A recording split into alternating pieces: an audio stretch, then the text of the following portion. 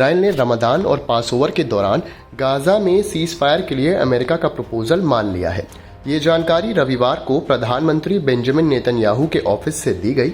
Israeli PMO ने कहा, Israel ने गाजा में युद्ध विराम को टेम्पररी बढ़ाने के लिए अमेरिका के प्रपोजल को अप्रूव कर दिया है, क्योंकि हमास के साथ पहले फेज का युद्ध विराम समाप्त हो चुका है।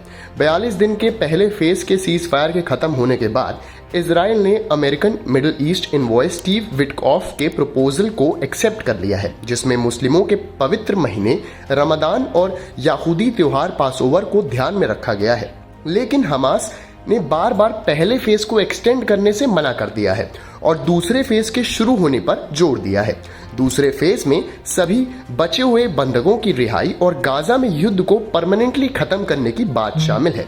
मिस्र के विदेश मंत्री बद्र एबेल्डेल्टी ने रविवार को गाजा सीज फायर एग्रीमेंट का पूरी तरह से पालन करने की अपील की है और इजराइल और हमास से अपनी कमिटमेंट्स का रिस्पेक्ट करने को कहा है। मिस्र सोमवार को अरब विदेश मंत्रियों की एक मीटिंग होस्ट करेगा, जो अगले दिन होने वाले समिट से पहले होगी। इस मीटिंग में गाजा के पूर्ण निर्माण की योजना पर चर्चा होगी। मिस्र अमेरिकन प्रेसिडेंट डोनाल्ड ट्रंप द्वारा गाजा पर कब्जा करने और फलस्तीन के लोगों को दूसरी जगह बसाने की योजना के खिलाफ अरब सपोर्ट इकट्ठा करने की कोशिश कर रही है।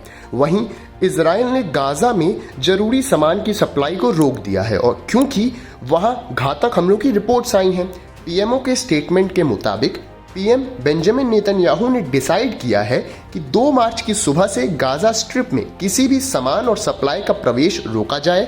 स्टेटमेंट में यह भी कहा गया, अगर हमास अपनी जिद पर बना रहता है तो इसका भयानक नतीजा होगा।